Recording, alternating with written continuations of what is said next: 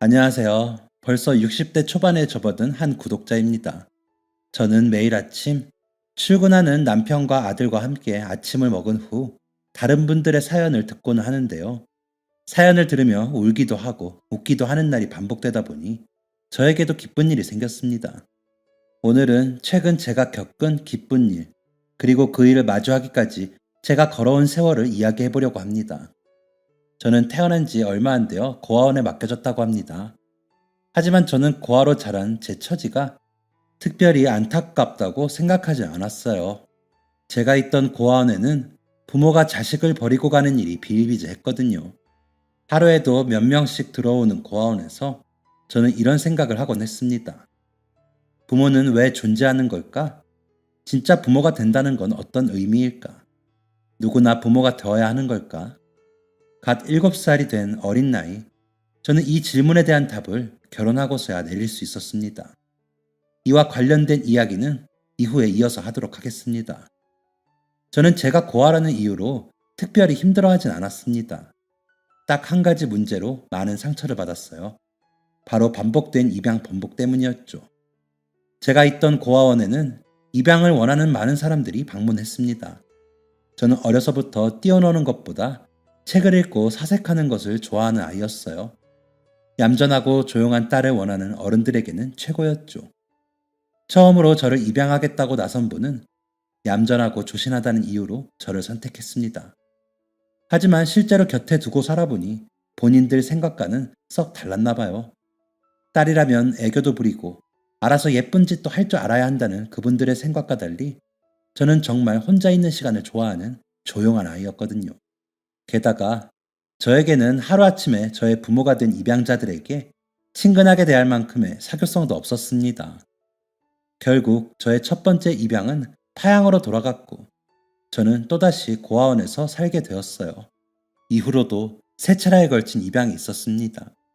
그 중에는 정식 입양 전에 입양을 취소한 경우도 있었고 저를 집에서 쫓아내다시피 한 경우도 있었어요. 저의 입양을 포기한 대부분의 이유는 아이가 아이답지 않다는 것이었습니다. 고아원장님은 어른들을 만나면 살갑게 웃고 인사도 하라고 하셨지만 그땐 그게 왜 그리 어려웠는지 예쁨 받기 위해 노력하는 게 정말 어렵더군요. 청소년기에 접어들고 나서는 더더욱 입양이 어려웠습니다. 점점 커갈수록 저의 쭉 찢어진 눈매와 매서워 보이는 인상이 두드러지기 시작했기 때문이었죠. 한 번도 남에게 못된 말을 해본 적이 없는 저에게는 성질 나빠 보인다, 성깔 있어 보인다, 남자 잡아먹을 상이다 라는 말이 참 가슴 아프게 들리더군요. 생긴 것 하나만으로 저를 판단하고 깎아내리는 게 유쾌하지만 않았습니다. 게다가 고등학생이 되며 숙녀 티가 나기 시작하자 제 외모를 보고 노는 애 같다며 접근하는 사람들도 있었어요. 성인이 되자마자 고아원에서 독립한 후에는 자세히 말하기 껄끄러울 정도로 불쾌한 행동을 하는 사람들도 나타났습니다. 게다가 그런 사람들은 제가 고아라는 사실을 무기 삼아 선 넘는 짓을 시도하기도 했죠. 정말 다행스럽게도 그들이 원하는 일은 벌어지지 않았지만 그런 상황의 반복은 저를 방어적인 사람으로 만들었습니다. 저에게 생긴 타인에 대한 경계, 그리고 의심은 새로운 사람을 만날 만한 기회를 박탈했고 저는 결국 사회로부터 철저히 멀어지게 되었습니다. 아무런 보호장치도 없이 세상에 던져진 어린 여자아이에게 세상은 너무나 무서운 곳이었습니다. 숨 쉬는 것부터 옷 입는 것, 밥 먹는 것, 자는 것까지 모두 돈이었죠. 게다가 저에겐 옳은 결정이 무엇인지 알려줄 만한 어른도 존재하지 않았습니다. 또 도움을 줄 만한 사람도 없었어요. 독립 후 1년 동안 뼈가 삭을 정도로 일해서 벌어둔 돈을 보증금이라는 명목 하에 잃고 사기를 당해도 제 편이 되어 도와주는 인물은 한 사람도 없었습니다. 하지만 사람이 죽으라는 법은 없더라고요.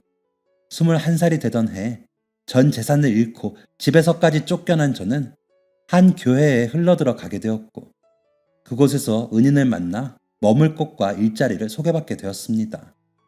제가 일하게 된 곳은 공항 근처의 작은 식당이었어요. 그곳에서 일하다 보면 공항을 찾은 사람들의 들뜬 마음이 전달되는 듯 했습니다. 일 때문에 공항을 방문한 것이든 여행을 위해 공항을 방문한 것이든 그들에겐 항상 긍정적인 에너지가 발산되는 듯 했죠. 제가 일했던 식당은 공항 직원들도 자주 방문하는 곳이었습니다. 아주 가끔은 승무원분들도 오곤 하셨죠. 지금이야 승무원이 흔하게 보이는 직업군이 되긴 했지만 그때까지만 해도 승무원은 꿈의 직업이라고 불릴 정도로 흔하게 보이는 존재는 아니었습니다.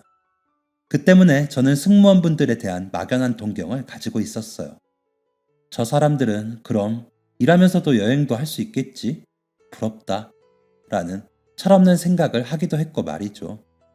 멋진 비행기를 타고 하늘을 나는 승무원들의 모습을 볼 때면 저는 부러운 마음을 숨길 수 없었습니다. 그도 그럴 것이 저는 살면서 단 한 번도 여행을 가본 적이 없었거든요. 방학이 되거나 주말이 되면 가족들과 함께 산으로 들로 놀러가는 친구들을 바라보며 부러운 마음을 삼켰던 적도 한두 번이 아니었습니다. 늘 여행에 대한 갈망과 갈증이 있었던 저였기 때문에 저에게 승무원이 매력적으로 보이는 건 어찌 보면 당연한 일이었죠. 만약 제 성격이 사교적이고 쾌활했다면 이런 생각을 가끔 가게에 오는 승무원분들한테 이야기했을 수도 있을 것 같아요. 하지만 제 성격상 쉽지 않은 일이었죠. 그러던 어느 날 늘 지켜만 보던 승무원분들과 대화를 해보게 되는 계기가 생겼습니다. 단 한 번도 외국인 손님이 온 적이 없었는데 그날은 푸른 눈에 금발머리를 한 외국인 2명이 방문했었어요. 누가 봐도 이국적인 외모의 사람이 알아들을 수 없는 말로 이야기를 하니 정신이 하나도 없더군요. 무언가를 물어보는 것 같기도 하고 주문을 하는 것 같기도 한데 도저히 대화가 통하지 않자 저는 혼란에 빠졌습니다. 손짓 발짓을 전부 동원했는데도 사람이 당황하기 시작하니까 아무것도 생각이 나지 않더라고요. 저와 다른 종업원 그리고 사장님까지 총동원되어 땀을 삐질삐질 흘리면서 곤욕을 치르고 있는데 도와드릴까요? 라는 희망적인 목소리가 어깨 너머로 들렸습니다. 바로 앞서 주문을 마치고 음식을 기다리던 승무원 손님들이었어요. 천천히 고개를 끄덕이자 승무원분들은 능숙하게 외국인들과 대화하기 시작했습니다. 화기애애한 분위기 속에 대화를 마친 승무원 손님은 외국인 손님이 이야기한 바를 전해주셨고 그 덕에 처음 만난 외국인 손님을 안내할 수 있게 되었어요.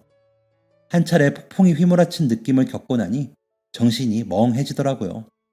게다가 한마디도 꺼내지 못한 저와 능숙한 외국어를 구사하는 승무원 손님의 모습이 겹쳐 보이며 이상한 감정이 들기도 했습니다. 자괴감, 부러움 같은 감정이었던 것 같네요. 제가 풀이 죽은 모습으로 카운터에 앉아있자 계산을 하려고 온 승무원 손님은 심심한 위로의 말을 전해주었습니다. 저도 서양인 처음 봤을 때 엄청 긴장했었어요. 머리가 삐쭉삐쭉 서더라니까요. 키도 크고 머리카락 색깔도 다르고 눈도 엄청나게 크고 생긴 거에 적응하는데도 힘들었어요. 이 작은 사건 이후로 저와 승무원 손님은 종종 대화를 나누는 사이가 되었습니다. 그렇게 가까워지게 되니 제가 승무원에 대해 오해하고 있는 내용들이 있더라고요. 저는 승무원을 단순히 비행기를 타고 비행기 안에서 이런저런 안내를 해주는 직업으로 생각하고 있었습니다. 하지만 승무원은 예쁜 유니폼을 입고 여행을 다니는 사람이 아니라 비행기 내에서 일어날 수 있는 위험 요소를 파악하고 승객들의 안전을 책임지는 사람들이었어요. 그때 당시 제가 만난 승무원은 비행기가 물에 착륙했을 때를 대비한 훈련을 하기 위해 유니폼을 입은 채 한강에 들어가 본 적도 있다고 했습니다.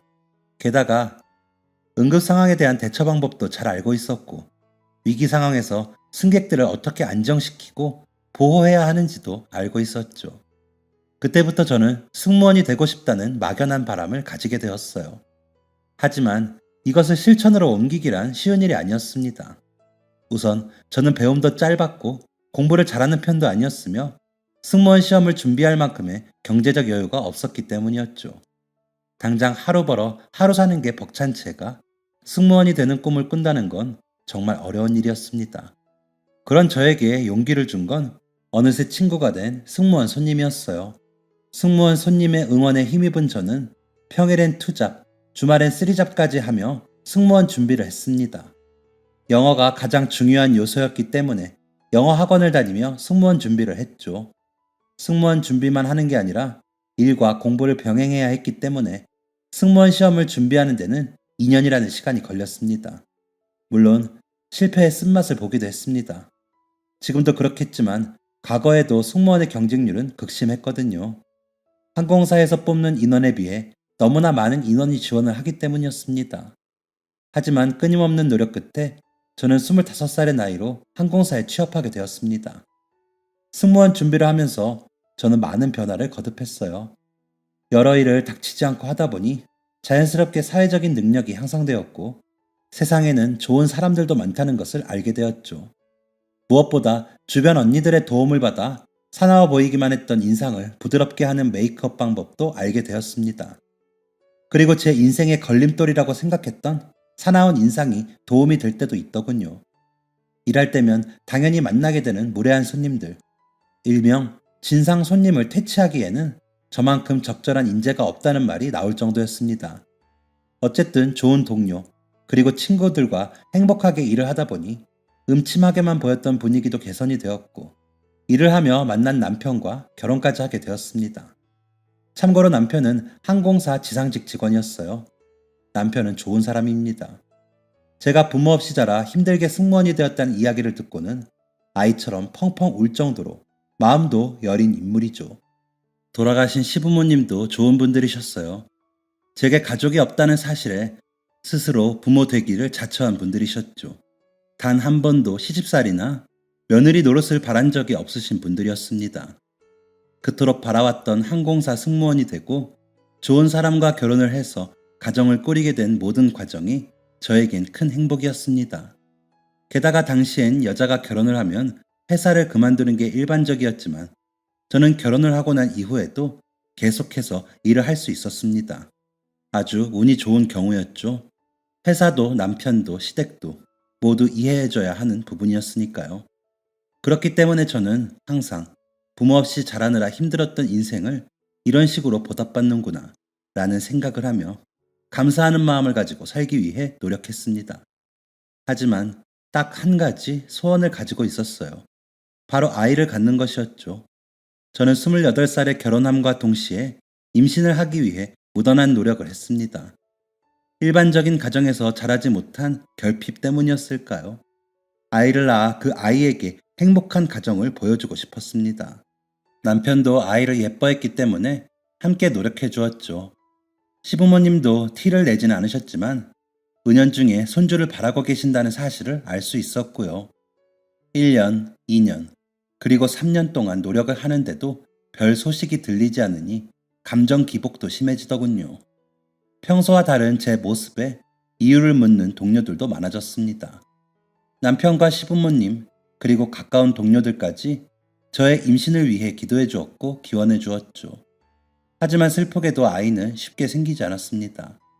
지금 생각해보면 우울증도 겪었던 것 같네요. 특히 옆집에 살던 신혼부부가 임신을 한 후에는 상태가 더욱 심해졌어요. 임신한 여성들을 보면 괜히 마음이 불편해져서 멀쩡한 길을 돌아가기도 했죠.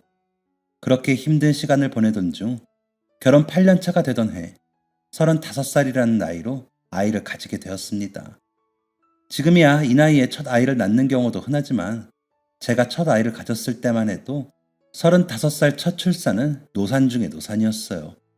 하지만 걱정보단 행복이 앞섰습니다. 늦게 찾아온 아이인 만큼 귀했고 소중했죠. 그리고 그동안의 제 인생은 고생 끝에 낙이 오는 삶의 연속이었기 때문에 아이에 대한 걱정은 미뤄두고 태교와 출산 준비에 집중했습니다. 임신이 확정된 이후에는 정든 회사를 퇴사하기까지 했지만 큰 아쉬움은 없었습니다. 그만큼 아이를 바랐기도 했고 10년이라는 긴 시간 동안 원 없이 행복한 직장 생활을 했었기 때문이죠. 남편은 평소에도 저를 공주처럼 대해주었지만 임신을 하고 나니 남편의 대우는 차원이 달라졌습니다. 뭔가가 먹고 싶다고 하면 어떻게라도 음식을 구해다 주려고 했고 집안일에는 손도 대지 못하게 했죠. 제가 한 거라고는 배부르게 음식을 먹고 남편과 산책을 다니는 것뿐이었습니다. 임신에 대한 호들갑은 제 역할이 아니었어요. 남편과 시부모님의 호들갑만으로도 출산 준비는 충분히 이루어졌습니다. 하루가 다르게 집안에는 아기용품이 들어왔고 저와 남편의 집은 새 가족의 안락한 보금자리로 바뀌어 갔습니다. 그렇게 출산 예정일을 손꼽아 기다리던 중 갑작스럽게 산통이 시작되었어요. 예정일보다 앞선 진통에 크게 놀랐지만 능숙한 시어머니의 대처 덕에 병원으로 향할 수 있었습니다. 첫 출산이라 그래. 나도 우리 첫애 낳을 때 정말 많이 무서웠어. 그래도 너무 놀래면 아이한테도 안 좋으니까 마음 잘 다스리자. 걱정하지 마. 다 잘 될 거야. 어머니는 저의 손을 따뜻하게 감싸쥐고 저를 안심시키셨어요. 저도 네, 제가 너무 겁먹은 거겠죠? 우리 아이 잘 태어날 거예요, 어머님. 이라고 대답하며 의지를 다잡았습니다. 남편과 시아버님이 급하게 병원에 도착하셨을 때만 해도 모든 게 잘 될 거다라는 믿음은 흔들리지 않았습니다. 본격적인 진통이 시작되고 상상도 해본 적 없는, 겪어본 적도 없는 고통에 몸부림치는 동안에도 큰 문제는 없었어요. 그런데 엄청난 고통 속에서 주변이 분주해지는 게 느껴졌습니다. 큰 소리와 함께 분만실에 사람들이 들어오는 게 보였어요. 줄곧 제 곁을 지키던 남편은 뒤이어 들어온 사람들에 의해 격리되었죠. 순식간에 남편과 분리되고 분주해진 주변 상황에 불안해진 저는 무슨 일이 일어나고 있는 거냐고 물었지만 제 목소리에 귀 기울일 만큼의 정신이 있는 사람은 없어 보였습니다. 불안한 마음에 호흡이 가빠지던 중 분만실 문이 쿵 하는 소리와 함께 열렸습니다. 분만실 안으로 들어온 트레이 안에는 혈액 주머니가 가득 담겨 있었죠. 그리고 바닥에는 끈적이는 피가 흐르고 있었습니다. 이것이 분만실에서의 마지막 기억입니다. 무거운 눈꺼풀을 들어올리니 병원 천장이 보였어요. 제 곁은 남편이 지키고 있었죠. 남편은 금방 눈물이라도 흘릴 것처럼 저를 바라보고 있었습니다. 저의 몸 상태는 최악이었어요. 누군가에게 하루 종일 두드려 맞아도 이것보다는 낫겠다는 생각이 들 정도였죠. 손가락 하나도 움직이기 힘들었고 무거운 무언가가 제 전신을 짓누르는 느낌이었습니다. 시야는 흐릿했고 누워있는데도 어지럽다는 느낌이 들었어요. 남편은 잠시 기다리라는 말을 남기고 의사를 부르러 떠났습니다.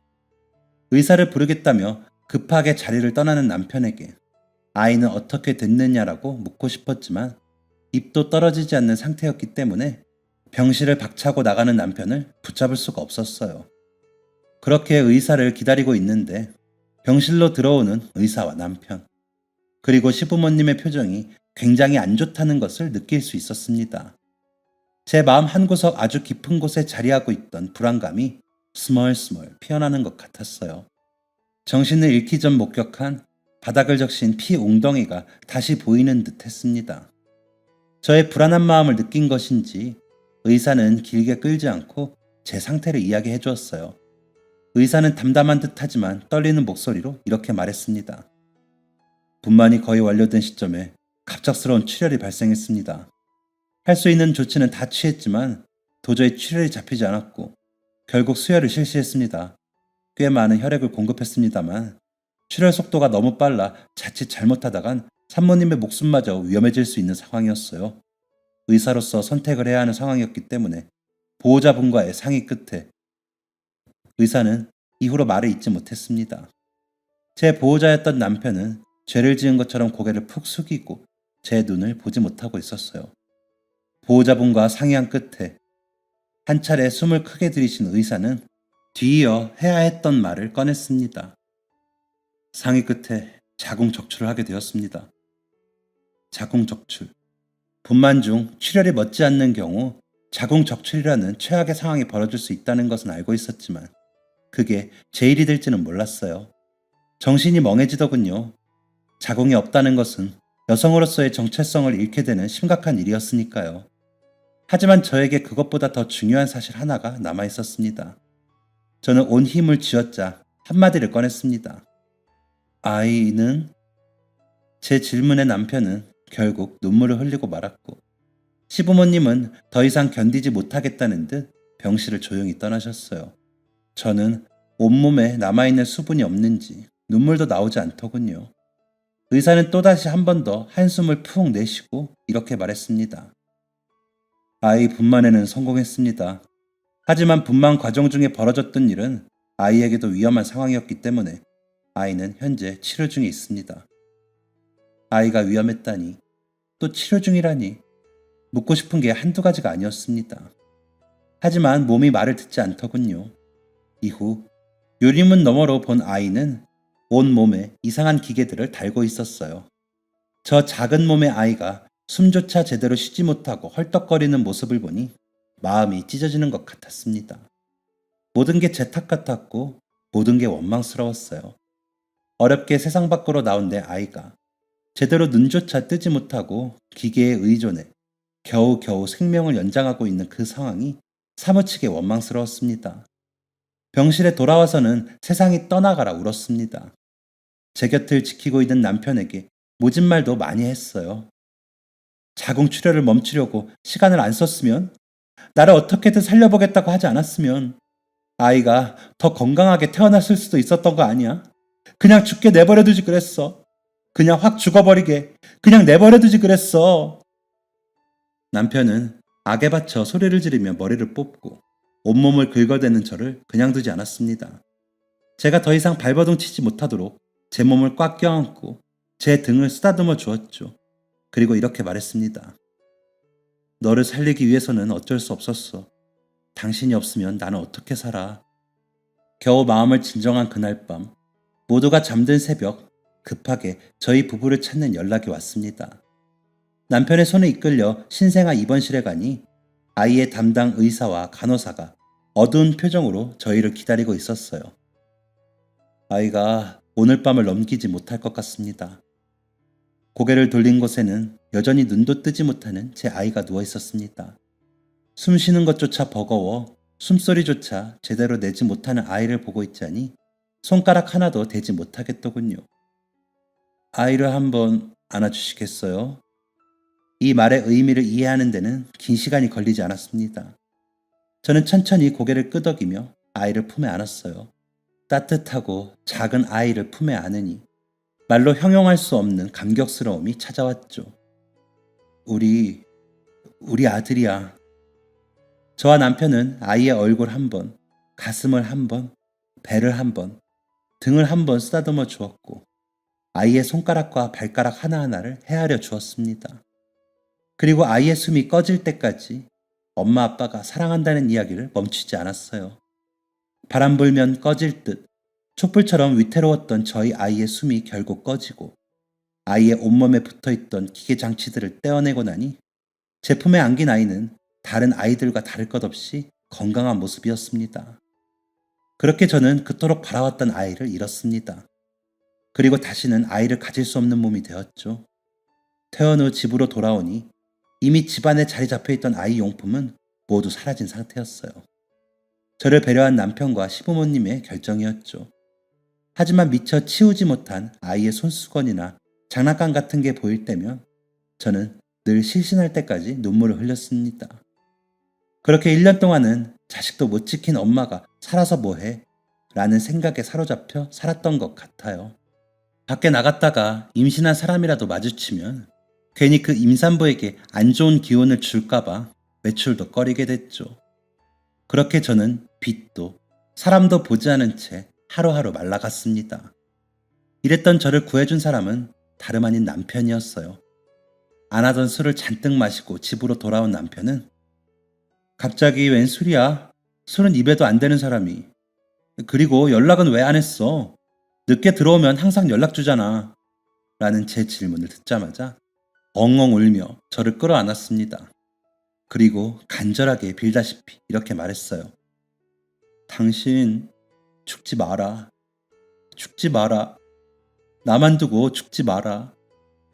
아이처럼 앞뒤 맥락 없이 죽지 말라고 하는 남편이 처음엔 당황스러웠지만 이내 그 말을 이해하게 되더군요. 거울에 비친 제 얼굴은 살아있지만 살아있지 않은 모습이었거든요. 죽음을 눈앞에 둔 사람같이 말이죠. 다음날 남편이 제정신이 되었을 때 저는 남편과 진지한 대화를 나누었습니다. 남편에게 참 미안하더군요. 아이를 잃은 슬픔은 나뿐만이 아닌데 남편은 자식을 잃은 슬픔에 아내를 향한 걱정까지 안고 있어야 했으니까요. 그날부터 저는 살아남기로 결정했습니다. 여전히 아이를 생각하면 가슴이 찢어질 듯 하지만 제 곁에는 소중한 남편과 시댁 가족들이 있었으니까요. 그렇게 1년 정도 몸을 회복하며 남편의 내조와 살림에 신경을 쓰고 있는데 퇴직을 했던 회사로부터 연락이 왔어요. 신입사원들을 대거 채용해야 하는데 경력직 사원이 별로 없어서 신입사원 교육에 차질이 생기고 있다는 연락이었죠. 다시 회사로 돌아가는 것을 꺼릴 이유가 없었어요. 남편도 제 복직에 적극 찬성이었습니다. 그렇게 저는 10년을 몸담았던 회사로 돌아가게 되었고 그곳에서 신입사원 교육 및 비행 업무를 수행하게 되었어요. 그렇게 1년의 시간이 흘렀을 때 저는 비행기 안에서 특별한 인연을 만나게 됩니다. 사실 그날은 제 휴무일이었어요. 오랜만에 남편도 휴가를 받아 함께 데이트를 즐길 작정이었죠. 그런데 오늘 비행 스케줄이 있는 승무원이 열이 너무 심하게 난다는 연락이 오더군요. 오죽했으면 가장 경력이 긴 저에게까지 연락을 했을까 싶어 남편과의 데이트를 방해받았다는 불쾌함을 꼭 숨기고 출근하게 되었습니다. 그런데 왜인지 그날따라 이상한 일들이 너무 많이 나타나더군요. 말도 안 되는 이유로 불만을 제기하고 상식적으로 받아들일 수 없는 요구를 하는 진상 손님들, 비행하기에 적절하지 않은 날씨, 그리고 함께 일하는 후배 승무원들의 반복적인 실수까지. 마각기였나? 라는 생각이 들 정도로 그날은 정말 이상한 날이었습니다. 오죽했으면 다른 동료는 저 정말 굿이라도 해야 할까 봐요 라고 말할 정도였죠. 게다가 왜 모든 문제가 저를 통해서 연결되는지 휴일에 출근한 것도 화가 나는데 여러모로 불만 가득한 비행이 될 게 뻔했습니다. 그나마 다행인 건 그날 비행 스케줄이 해외로 가는 장거리 비행이 아니라 제주도로 가는 국내 스케줄이었다는 것이었어요. 조금만 버티자 라는 생각으로 겨우겨우 비행기에 탄 저는 이륙하기도 전에 비행기가 떠나가라 오는 아이를 마주하게 됩니다. 이제 겨우 3살 정도가 된 듯한 아이는 비행기가 무서운지 자지러지게 울고 있었죠. 아이의 보호자로 보이는 두 여자는 아이를 진정시키지 못해 안절부절 못하고 있었습니다. 그 사이에 비행기는 이륙했고 비행기 높이가 높아지자 아이의 울음소리는 더욱 커져갔죠. 주변 승객들의 불만도 커지자 승무원들까지 나서서 아이를 달래려고 노력했습니다. 하루 종일 이상한 일에 시달리며 심기가 매우 불편한 제 눈치를 보면서 말이죠. 하지만 그 누구도 아이를 달랠 수 없었습니다. 자신이 내 아이를 키운 엄마라고 소개한 승객분도 아이를 달랠 수가 없었어요. 귀가 아픈가? 간식 같은 거라도 줘야 하나? 내 가방에 아이 간식이 있는데 그거 꺼낼 동안 애 좀 안고 있어줘요. 아이 넷의 엄마라는 승객은 저에게 아이를 건네주며 이렇게 말했습니다. 하지만 저는 아이를 안고 싶지 않았어요. 첫 아이를 잃은 후 어린 아이들을 볼 때마다 심리적으로 불안해지는 증상을 얻게 되었기 때문입니다. 하지만 승객이나 동료가 이 사실을 알지는 못할 것이고 주변 승객들의 원성이 높아지는 상황에 아이를 피할 수는 없었습니다. 결국 저는 심호흡을 크게 하고 아이를 안아들었어요. 의자에 앉은 채 눈을 꼭 감고 승객이 과자를 꺼내길 기다리고 있는데 선배님, 아이가 안 울어요 라는 목소리가 들렸습니다. 눈을 살짝 뜨니 신기하다는 표정으로 저를 바라보는 승객분의 표정이 보이더군요. 그러게, 그렇게 자지러지게 울던 애가 여기 승무원 선생님이 안으니까 금방 울음을 그치네? 모든 사람이 의아해하고 있을 때 아이는 그동안 우는 게 너무 힘들었는지 꾸벅꾸벅 졸고 있었습니다. 저는 이때다 싶어 아이를 보호자에게 넘기려고 했죠. 네, 넘기려고 시도만 했습니다. 아이는 제 품에서 자신의 몸이 조금 떨어지자마자 다시 자지러지게 울기 시작했고 결국 아이는 제주도로 향하는 짧은 비행 시간 내내 제 품에 안겨 잠을 잤어요. 제 품에 안겨 골아떨어진 아이의 모습을 보고 있자니 이름조차 지어주지 못하고 떠나보낸 첫 아이가 생각나더군요. 이 아이는 이름이 뭔가요? 아, 승철이요. 성은요? 그게 지금은 김승철인데 아마 이제 곧 박승철로 바뀔 거예요. 네? 그게 무슨 말씀이세요? 사실 저희는 입양 관련 기관 직원들이에요. 아이는 제주도에 있는 양부모님을 만나러 가는 길이고요. 사실 김씨성도 흔하니까 붙여준 거지 본래 부모가 김씨였는지는 몰라요. 그래도 좋은 분들을 만나서 박씨성을 갖게 됐으니 다행이죠. 마치 저의 어린 시절 모습을 보는 듯 했습니다. 부모에게 버림받고 친부모의 얼굴조차, 고향조차 모르는 게 말이죠. 그리고 불편했습니다. 제 가슴과 맞닿아 있는 아이의 가슴이 숨을 쉴 때마다 쌕쌕거리며 움직였거든요. 가끔은 손가락도 꼼지락거리고 고개도 흔들거리는 아이의 모습이 불편했습니다. 그리고 제 아이가 살아있었다면 품 안의 아이와 같은 나이가 되었을 거라는 사실 또한 제 마음을 불편하게 만들었습니다. 그렇게 짧지만 길었던 비행을 마치고 아이를 내려보내는 길, 비행기에서 내려 기관 직원들의 품으로 돌아간 아이는 제 눈을 또렷이 쳐다보고 있었습니다. 저는 아이의 눈을 애써 무시하며 제 자리로 돌아갔죠. 자꾸만 제 눈을 바라보던 아이의 눈빛이 생각났지만 그럴 때면 고개를 가로지으며 기억을 잊으려고 노력했어요. 잠깐 앉아서 쉴 때면 제 품에 안겨있던 아이의 심장 박동이 느껴지는 듯해서 앉아 있지도 못했고 부모님과 함께 온 어린 승객들은 제대로 쳐다보지도 못했죠. 비행기 안에서 만난 그 아이가 자꾸 떠올랐거든요. 그런데 이틀 후 다시 제주 비행을 하게 되어 제주에 도착해 다시 출발하는 비행기 안, 저는 그때 그 아이를 다시 만나게 되었습니다.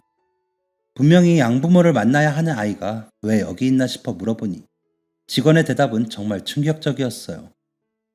아이가 왜 여기 있나요? 설마 갑자기 입양을 못하겠다고 했다던지. 아니요. 아이의 양부모님 되실 분들은 공항에 나오지 못하셨어요. 네? 그건 그냥 입양을 포기하겠다는 거잖아요. 그게 아이를 마중 나오던 중 교통사고가 심하게 나서 그 자리에서 즉사하셨다고 합니다. 그날은 비행기가 뜰 수 있을지 고민할 정도로 날씨가 안 좋은 날이긴 했어요. 제주도의 기상 상황이 너무 안 좋아 착륙에도 꽤 오랜 시간이 걸릴 정도였죠. 그런데 하필 사고가 나서 아이의 양부모 될 사람들이 즉사하다니. 아이는 아무것도 모르는 눈으로 직원의 품에 안겨 있었습니다. 그리고 직원이 비행기 의자에 앉자마자 또다시 엉엉 울기 시작했죠. 아유, 애가 왜 또 이럴까? 비행기가 무섭나? 정말 왜 이러지? 당황스러워서 어쩔 줄 몰라 하는 직원을 지켜보던 저는 큰 용기를 냈습니다. 저 괜찮으시다면 제가 아이를 안아볼까요? 직원은 지난 일을 기억하는지 저에게 선뜻 아이를 맡겼고 아이는 언제 울었냐는 듯 울음을 그치고 제 품 안에서 편하게 비행을 마쳤습니다. 비행기가 착륙하고 모든 승객을 밖으로 안내하는데 직원 두 분은 아이와 함께 가장 나중에 내리시더군요. 감사합니다. 저희도 아이를 데리고 비행기를 탄 게 처음이라 아이가 울어서 어떻게 해야 하는지 당황스러웠는데 덕분에 다른 분들한테 민폐 안 끼치고 비행할 수 있었어요. 저는 직원 두 분에게 마지막 인사를 건넸고 직원분들과 아이가 사라지는 모습을 지켜보았습니다. 그런데 그때 옆에 있던 후배 승무원이 이런 말을 하더군요. 그런데 정말 신기하기는 하네요. 계속 같이 있었을 저분들도 못 달래는데 어떻게 선배님은 그렇게 쉽게 달래세요? 애들한테는 그런 게 있나 봐요. 제가 막내 동생이 있는데 걔를 달랠 수 있는 사람은 엄마밖에 없거든요. 다른 사람이 아무리 어르고 달래도 꿈쩍 않다가 엄마가 나타나면 뚝 그친다니까요. 정말 신기해. 이 말은 제 마음을 무겁게 짓눌렀어요. 마치 저 아이와 제가 운명이라고 말하는 듯 했죠. 저는 구두를 신은 것도 잊은 채 아이를 안고 걸어가는 직원분들을 향해 달렸습니다. 저기요! 거친 숨소리와 함께 앞을 막아선 저를 본 직원분들은 의아해 하셨습니다. 저희가 뭘 두고 갔나요? 아니, 그게 아니라 혹시 기관 정보라든지 두 분 명함을 받을 수 있을까요? 두 분은 갑작스러운 제 이야기에 짐짓 당황하셨지만 이내 명함을 건네주고 떠나셨습니다. 저는 집에 돌아가자마자 이 이야기를 남편에게 알렸고 2달 정도 고민하는 시간을 가졌어요. 다름 아닌 그 아이를 입양할 것이냐 하지 않을 것이냐에 대한 것이었죠. 저와 남편은 승철이를 입양하기로 결정했습니다. 그리고 승철이가 있다는 기관으로 향했죠. 그런데 지난번에 만났던 직원분이 안타까운 소식을 전해주셨어요. 그게 저희 기관에서 실수가 있었는지 승철이를 입양하시겠다고 한 분들이 먼저 계셨어요. 죄송합니다. 제가 괜한 걸음 하시게 만들었네요. 큰 마음의 동요는 없었습니다. 저보다 더 좋은 부모가 승철이를 데려가는 거라면 기쁜 일이니까요. 괜찮습니다. 승철이와의 인연은 비행기에서가 마지막이었나 보네요. 인사를 마치고 집으로 곧장 돌아가려는데 남편이 제 팔을 붙잡더군요. 그래도 여기까지 왔는데 얼굴 한번 보고 갈 수 있잖아. 계속 마음 쓰여 했는데 얼굴만 보고 가자. 그렇게 저는 남편과 함께 승철이에게로 향했습니다. 승철이는 혼자 자리에 앉아 벽돌 모양 장난감을 가지고 놀고 있었어요. 그러던 중 승철이를 입양할 사람들이 도착했는지 직원이 승철이와 승철이의 작은 짐 보따리를 들고 밖으로 나서더군요. 저와 남편도 자연스럽게 그곳으로 향했습니다. 직원에게 인사를 건넨 입양자는 너무나 기뻐하며 승철이를 안아들었어요. 그런데 그때 승철이가 뒤집어지면서 울기 시작했습니다. 비행기에서보다 더욱 심하게 우는 것 같았어요. 등을 뒤로 꺾으며 팔다리를 주체하지 못하고 울고 있을 때 승철이와 제 눈이 딱 마주쳤습니다. 승철이는 곧장 제게 팔을 뻗었어요. 거리가 꽤 되는데도 말이죠. 아이를 안고 있던 입양자는 갑자기 자지러지게 울면서 어딘가로 손을 뻗는 승철이의 모습에 꽤나 당황한 듯 했습니다. 아이를 어떻게든 달래야 했던 저는 곧장 달려가 아이를 안아들었고 승철이는 거짓말처럼 울음을 그쳤어요. 이 신기한 광경을 목격한 모든 사람들은 감탄했죠. 승철이의 원래 입양자와 직원, 저와 남편은 저와 승철이에게 있었던 이야기를 그대로 전해주었습니다. 모든 사람들이 신기해하더라고요. 오랜 대화 끝에 입양자는 아이가 선택했으니 아이의 선택을 존중해줘야죠. 부럽네요. 저희도 선택받는 부모가 될 수 있으면 좋을 텐데요. 라는 말을 남기며 떠났습니다. 그렇게 저희 부부와 승철이는 가족이 되었어요. 승철이는 똘똘하고 야무진 아이였습니다. 말이 느려서 걱정을 많이 했는데 4살이 되자마자 한글을 떼고 어린이집에서도 곧장 적응을 했죠. 그런데 아이를 키우는 게 정말 쉬운 일이 아니더라고요. 누군가는 아이에게 더 많은 시간을 할애해야 했고 저는 또다시 직장에서 퇴사하게 되었습니다. 이후엔 주부로, 엄마로 최선을 다했습니다. 승철이도 그런 제 마음을 알아주는 것인지 착한 아들로 늘 엄마를 위해 주었어요. 그렇게 어느 날부터 승철이가 말수가 적어지더니 저와 남편의 말에 말대꾸를 하는 경우가 잦아지더라고요. 툭툭 내뱉는 말에는 가시가 돋아있고 여러모로 날카로웠습니다. 남편은 원래 저맘때들은 사춘기가 오기 마련이야. 쟤도 자기만의 시간이 필요할 테니까 우리는 조금 기다려주자 라고 말했죠. 제 생각은 남편과 조금 달랐지만 승철이를 믿어보자는 생각으로 아이와의 간격을 좁히기 위해 많은 노력을 기울였습니다. 그러던 어느 날 승철이에게 새 책가방을 선물해 주려고 쓰던 책가방을 열어본 저는 승철이의 가방에서 담배를 발견하게 되었어요. 그동안의 승철이의 무례함을 참고 넘어가기 일쑤였던 저는 승철이에게 엄청난 배신감을 느꼈고 아이에게 화를 내고 말았습니다. 너 이게 대체 뭐야? 중학생밖에 안 된 내 가방에서 왜 담배가 나와? 엄마랑 아빠가 너를 믿어서 아무 말 안 하는 거지. 너가 잘하고 있어서 아무 말 안 하는 게 아니라는 걸 정말 몰라서 이래? 승철이는 처음으로 자신에게 큰 소리를 낸 엄마의 모습에 놀란 듯 했지만 이내 더욱 뻔뻔하게 행동했어요. 그러게 왜 남의 가방을 함부로 열어봐. 엄마는 그냥 너 새 가방 깜짝 선물로 주려고. 됐어. 엄마는 왜 나한테 무례한 행동을 해놓고도 사과하지 않아? 내가 친자식이었으면 이랬겠어? 내가 친자식이었으면 이랬겠느냐? 라는 승철이의 말은 너무나 큰 충격이었습니다. 남편과는 언젠간 아이에게 이야기하자고 의논만 했을 뿐 아이에게 아직 말하지 않은 상태였거든요. 이제야 승철이가 왜 그동안 방황했는지 알 것 같았습니다. 이 사실을 알게 된 남편은 얼굴을 쓸어내리며 모든 게 자신 탓이라고 했어요. 나는 그냥 사춘기라고 생각했지.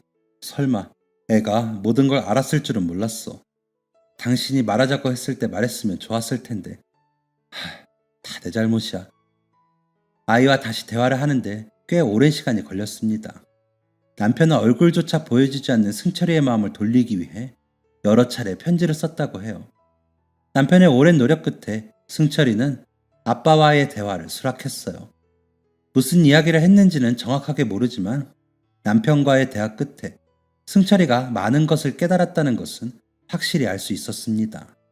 저에게 모진 말을 한 게 미안했던지 승철이는 남편과 대화한 지 일주일이 지나던 날 제게 편지 한 통을 남기고 도망치듯 학교로 떠났어요. 편지에는 이런 내용이 적혀 있었습니다. 엄마, 우선 죄송하다는 이야기를 하고 싶어요. 저는 제가 엄마 아빠의 친자식이 아니라는 사실이 무서웠나 봐요.